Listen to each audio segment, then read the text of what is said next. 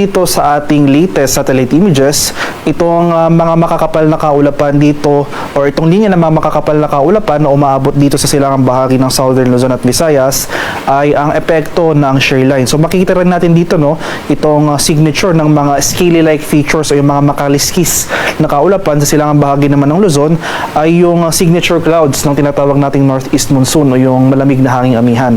So dahil sa presence ng makaliskis na mga kaulapan na ito, isang senyales yan na may kalakasan yung bugso ng ating northeast monsoon sa kasalukuyan.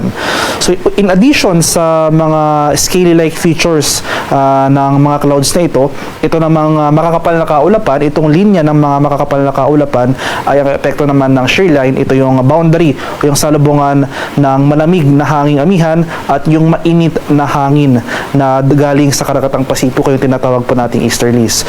So dahil sa epekto ng shear line at amihan, asahan natin itong mga kaulapan at mga pag-ulan ngayong araw sa malaking bahagi ng Visayas, pati na rin dito sa silangang bahagi ng Luzon. For Metro Manila and the rest of the country ay generally fair weather pa rin na ating inaasahan hanggang bukas, bahaging maulap hanggang sa maulap na papawirin, chance ng localized thunderstorms dito sa Mindanao at light rains naman dito sa nalalabing bahagi ng Luzon.